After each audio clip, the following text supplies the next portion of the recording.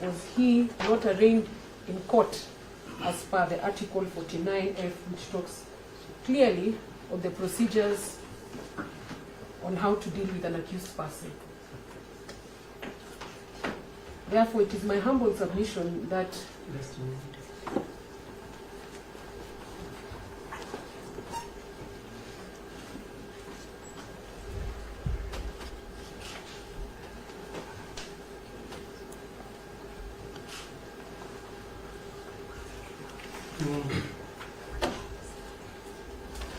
the prosecution have not proven to come with clean hands, like I said.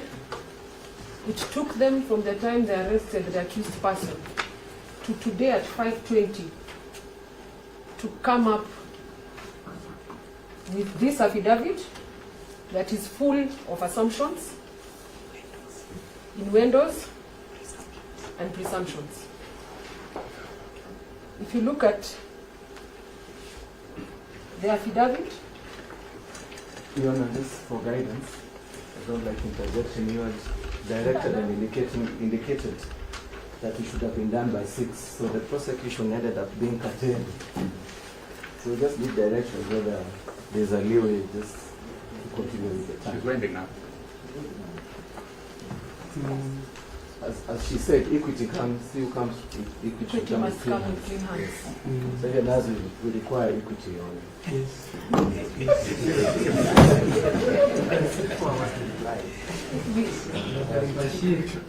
Everything that is being said is going on record, so you will not need to repeat Yes. what another counsel has already said. Much obliged, Your Honor. So, in parting shot, my humble submission to this honorable court is that the accused persons are not at flight risk, and that the affidavit presented before this honorable court does not prove or necessitate reasons why they should be denied bail, and therefore I request this honorable court to protect, uphold, and safeguard the 2010 Constitution. Thank you, Your Honor. I would like to call my senior, Awele, to wind up.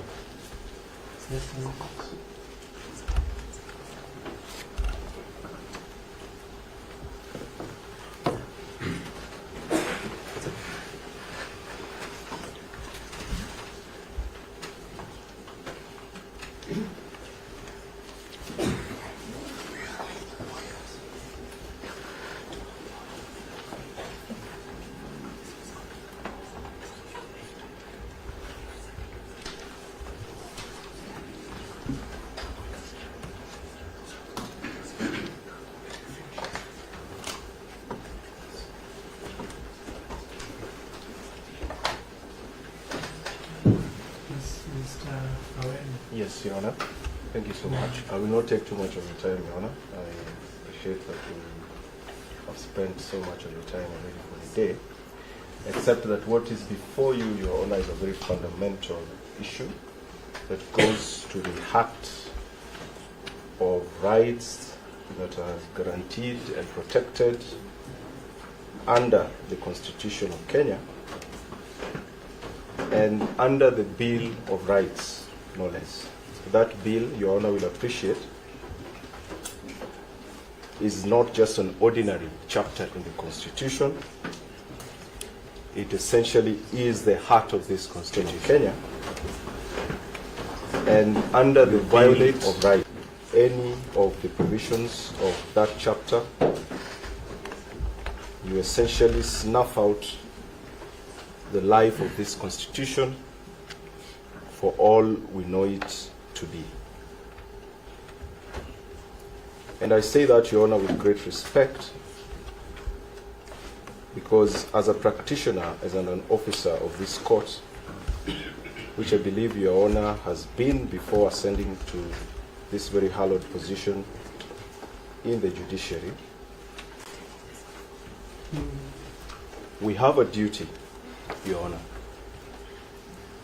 to enforce and uphold and defend this Constitution.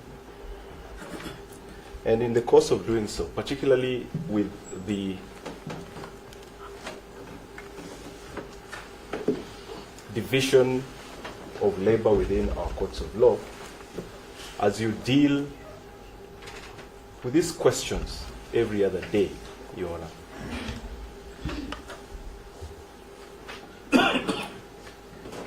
Sometimes the detail of it and the weight and significance of some of the provisions of this Constitution may be lost.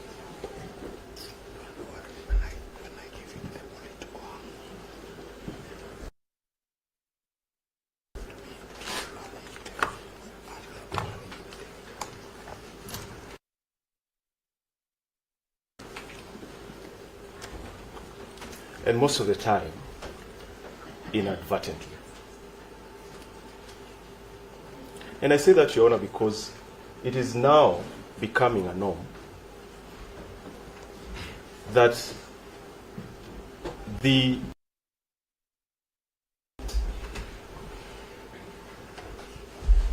that have been created under this very Constitution and under the terms and conditions enshrined in this Constitution are now repeatedly and so brazenly violating cardinal rules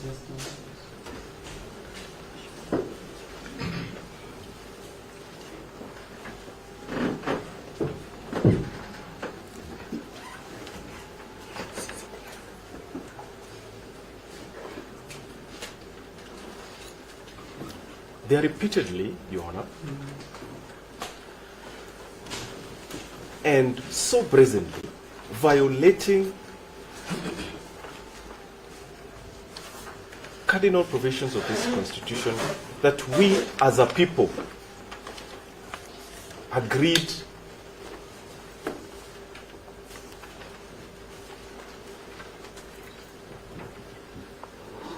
will determine the relationship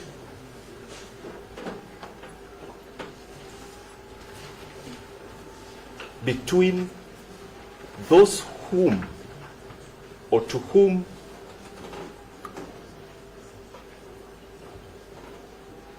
we delegate authority to exercise on our behalf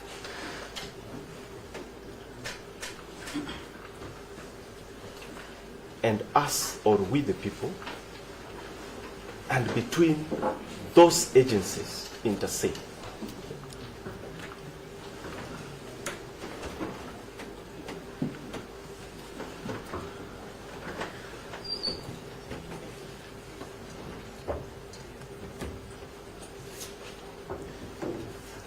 They are violating the common bond.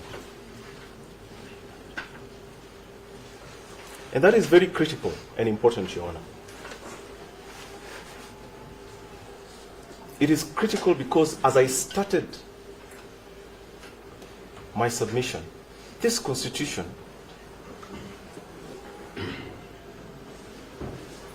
is the lifeline of the existence of this country as a nation state. You snuff life out of this Constitution and you invite chaos and anarchy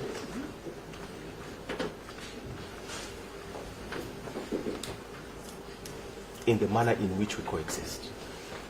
And so the violation of this Constitution, particularly by those to whom we delegate authority, cannot, and my Lord, cannot, this must be taken very seriously, cannot be taken lightly.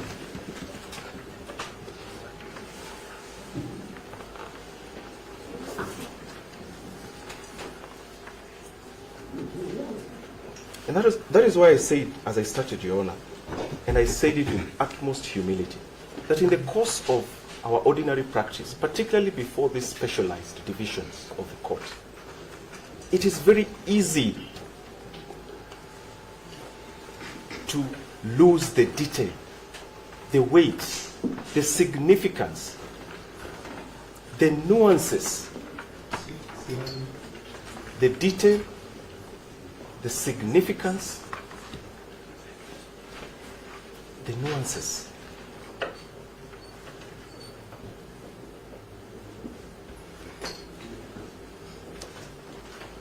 of some of the provisions of this Constitution as we intended them to operate. So that, Your Honor, it has now become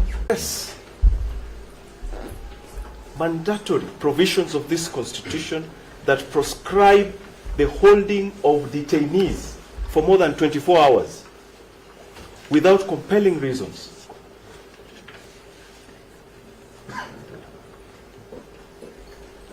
Will very comfortably appear before you hours after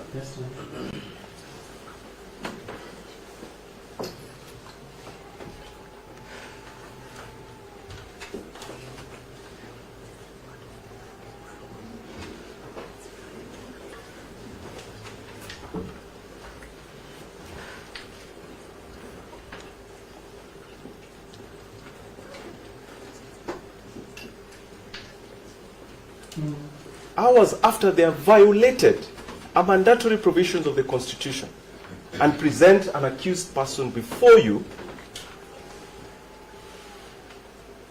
and then without batting an eyelid ask you for permission to hold them for even a longer period of time.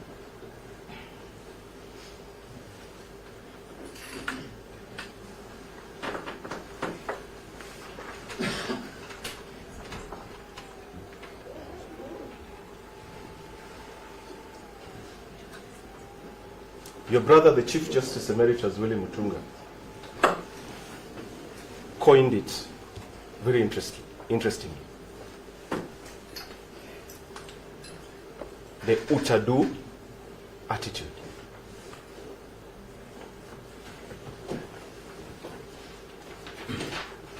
That an agency created under this Constitution, exercising powers under this Constitution, presumed to be aware of the proscriptions and the prescriptions of this Constitution, can violate it and then come before you and ask you to perpetuate that violation by granting them more time to hold accused persons for an even longer period of time. Your Honor, before you are just these two documents.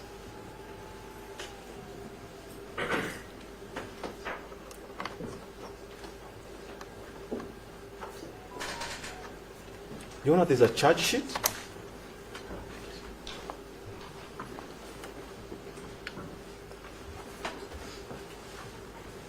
And there's an application to hold these accused persons for a further period of time, and specified time for that matter. You can see the mischief. They're even asking you to just grant indefinite leave for them to hold these accused persons for an indefinite period of time. And Your Honor, just scan through these documents. Not a single explanation has been attempted for why these gentlemen are being brought before you more than 24 hours after they were arrested.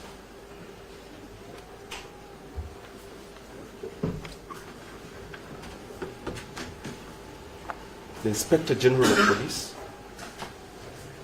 has not bothered to provide the Director of Public Prosecution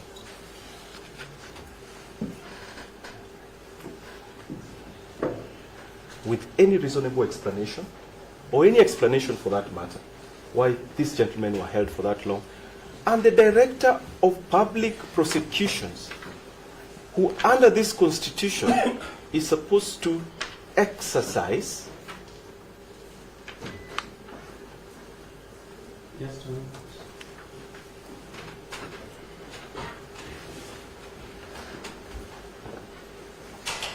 How many more minutes? Your Honor, can I take just 10 more, please? Well, Your Honor, at the heart of these submissions before you is a freedom of gentlemen here who have been held incommunicado for more than 24 hours. I think they deserve just that extra 10 minutes.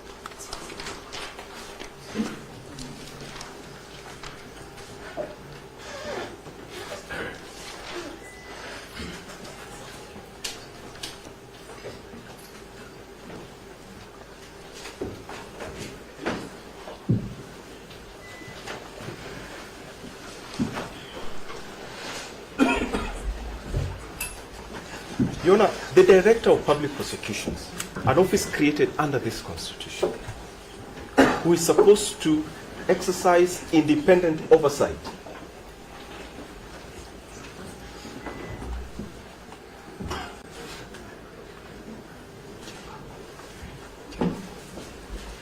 as a countervailing measure deliberately created by this Constitution,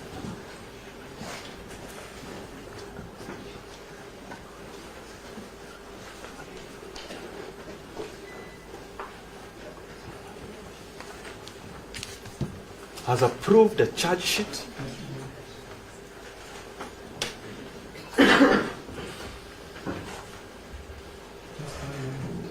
most of that, yeah.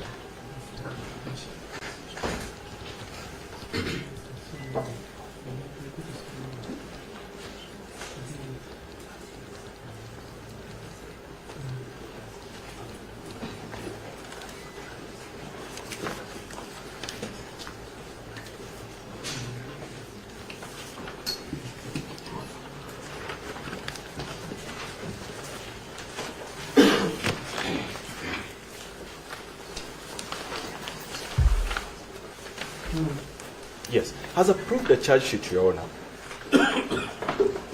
which does not, in fact, has not only approved a charge sheet, has actually caused to be drawn an application to detain Asha Bashir, has submitted to you that he who comes to equity must come with clean hands. The conduct of the DCI, the conduct of the DPP that I have outlined in very brief terms before you, does that, Your Honor, count for something? Does it hold any weight in your decision or in your consideration of the application pending before you for the detention of these accused persons for a day longer? It surely must.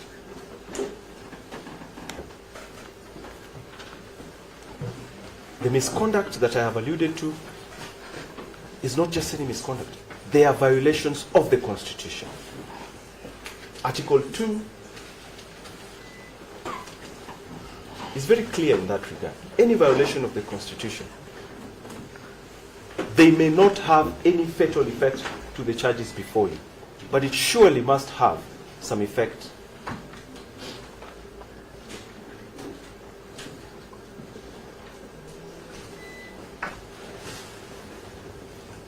and weight on your discretionary powers in considering an application for bail and for bond. That said, Your Honor,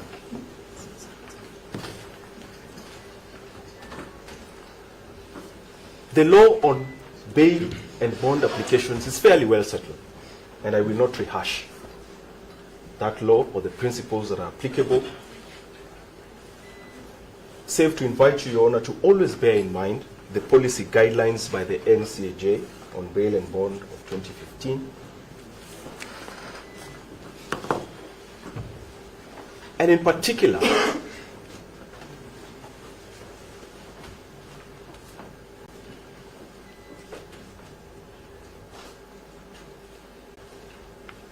the purpose or utility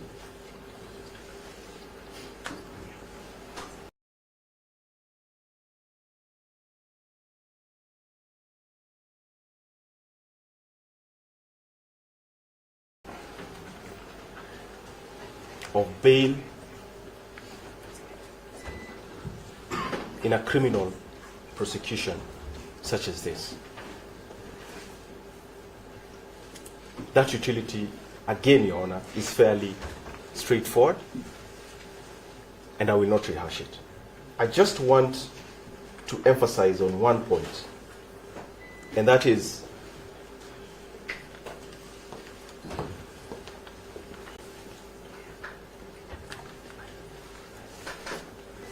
the burden of the prosecution in demonstrating compelling reasons. Compelling reasons why an accused person should not be denied bail or bond.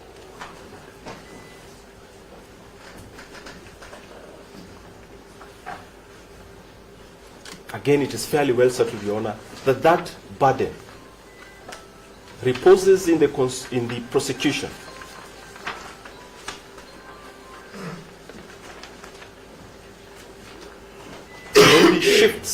Only shifts to the accused persons where compelling prima facie reasons are demonstrated to your satisfaction.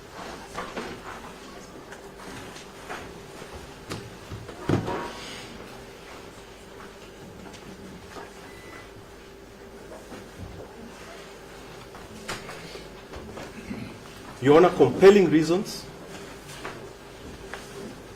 are questions of law and fact,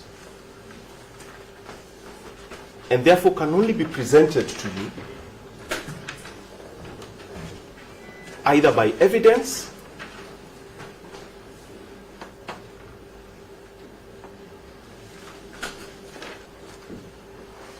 or by reference to specific provisions of the law to justify the application of the order sought. Allow me to concentrate on just these two documents. Just a moment. Most obliged, Your Honor.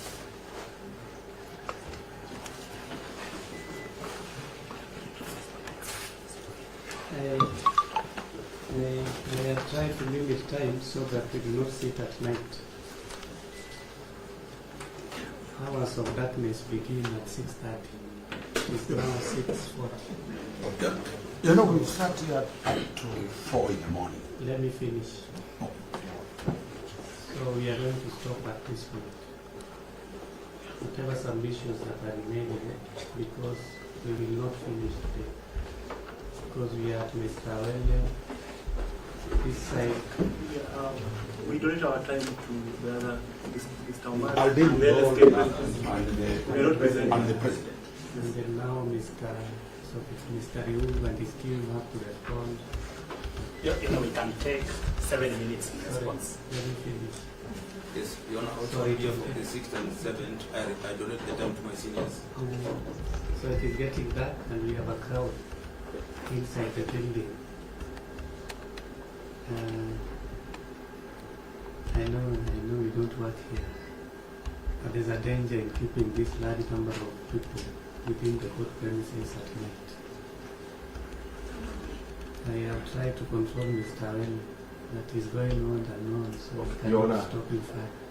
I would not want to be the one to hold this gentleman here for any longer. I am happy to take your directions on how you wish to use my time. What I would prefer is that if you are likely to take I'll take the time with the nature. another period of more than 5 minutes, then it is better we stop at this point and we continue tomorrow. No, I'll conclude. I'll conclude. Within those 5 minutes, I'll You are sure you have covered all the areas you wanted to cover? Your Honor, in the interest of the accused who have been held for so long, I will do less than 5. I'll limit myself. If it gets to 5, just cut it down. Yes, I will take less than. Yes. Let me just conclude the point that I was trying to make. So, Your Honor, the compelling reasons that the DPP provides can only be gleaned from these two documents before you. Very briefly, Your Honor, please refer to the charge sheet as against the application before you. Review that charge sheet. The offense that the accused persons have been charged with against the offenses for which the prosecution now seeks to hold them are diametrically different. You have been told, Your Honor, that the accused are likely to be a danger to witnesses. Your Honor, look at the charge sheet. All witnesses are police officers. They are all police officers.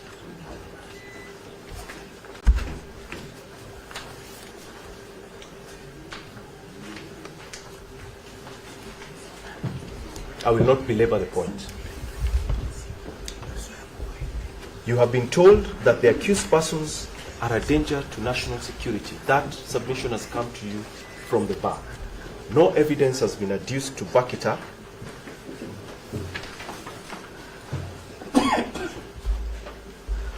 But nonetheless, Your Honor, there are certain presumptions that this court cannot lose sight of. And some of those presumptions are in this Constitution. The security apparatus of this country follows a very clear structure created under the Constitution. It is for the DPP to demonstrate why he believes that these accused persons have the machinery or capacity to undermine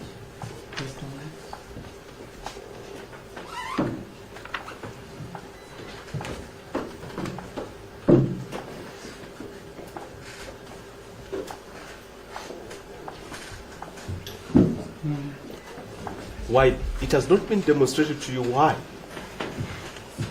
these accused persons or how these accused persons will undermine the entire fabric or structure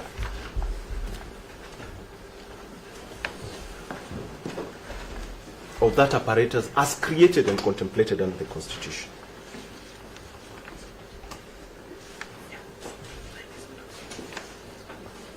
In the interest of time, Your Honor, I'm pleading with you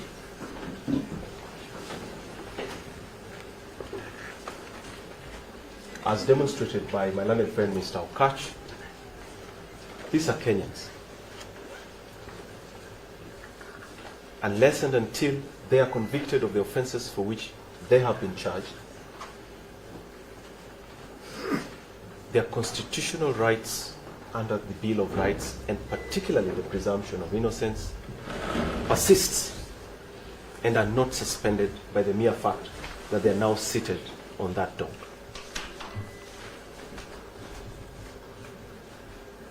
Grant them reasonable bail terms. As your learned brother, Justice Mugambi, intimated, they cannot be incarcerated because certain individuals have broken the law out there.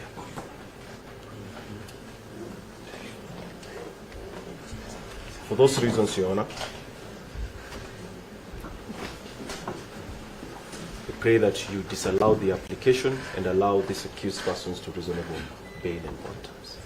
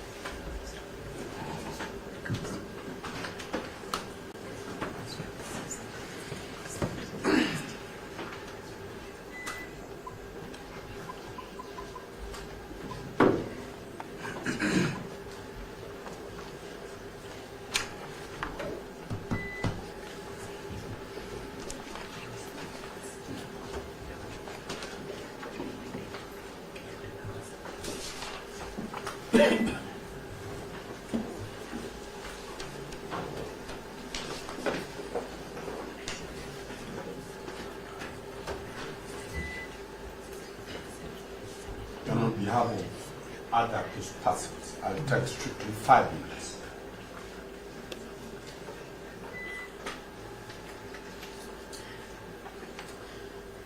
I'll not mention any law. My good friends have mentioned the Constitution.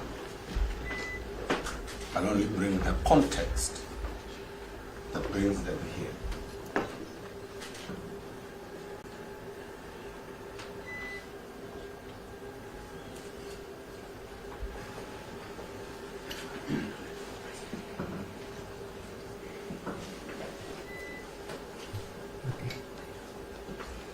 Just 1 minute.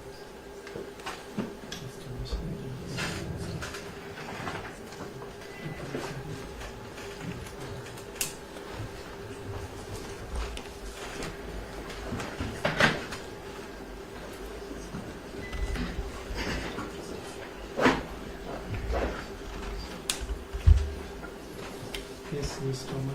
Thank you.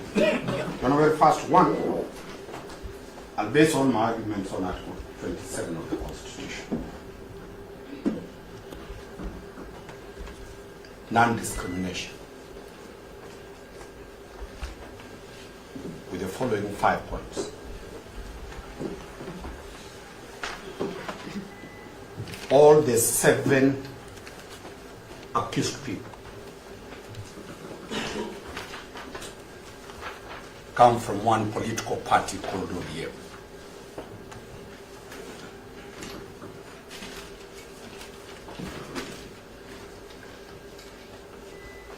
Secondly, Your Honor, they are members of Azimio.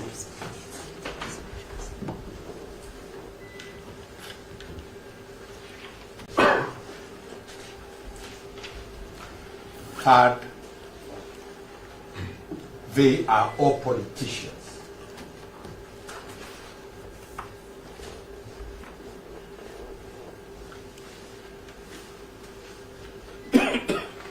Fourth, they all come from the Luo ethnic community.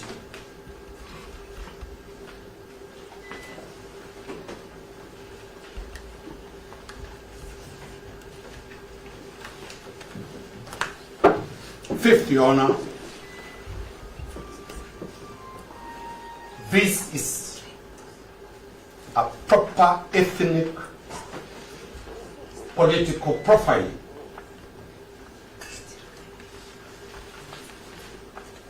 You know, with all due respect.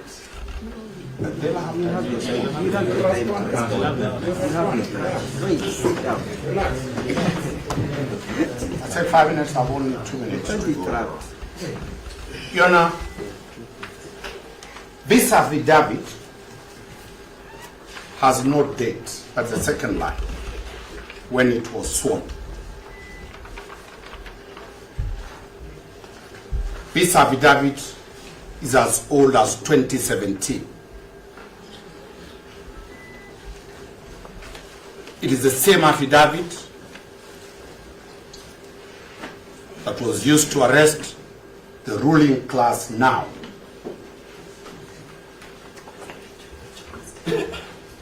From 2017 to 2022, it's the same affidavit. And all those that were charged based on this affidavit, their charges were withdrawn.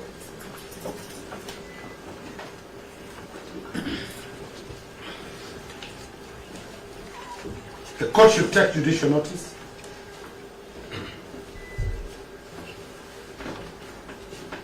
that the same police officers who swore this affidavit came to court and said they were forced.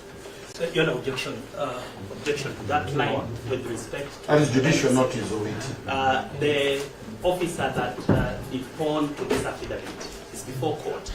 I haven't seen him ask Mr. Omari to talk about on his behalf. We just pray that that last line be ignored.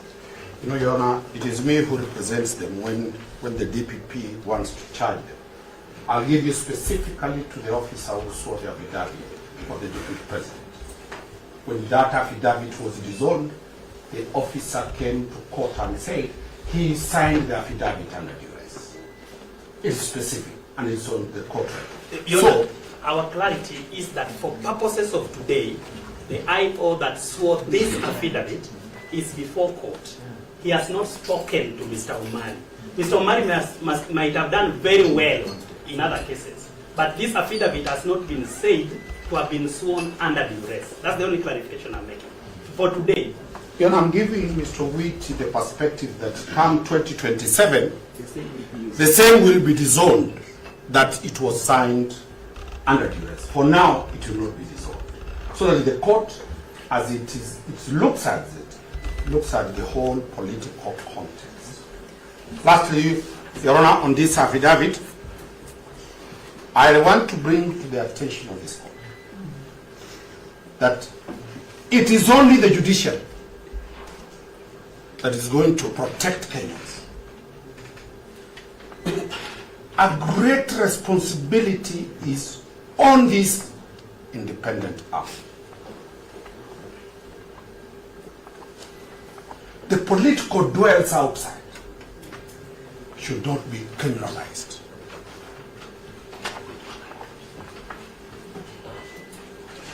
And we urge this court to cipher and remove the political contests from criminal issues. This is a political matter before you. Deal with it the way it is.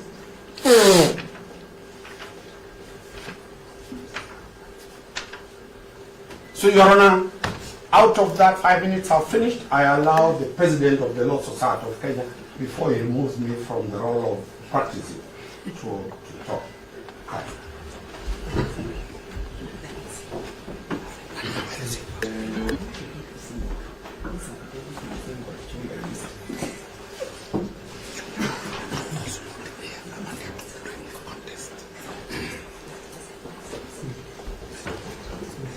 Your Honor, with your very kind permission, I recognize the predicament. Yes, but Your Honor. I know it's not normal to. The President tells you what is happening, Your Honor, in this court. Just give you a few minutes, I sign this. Okay. I have so much to do. Your Honor, let us in order. We'll let you know.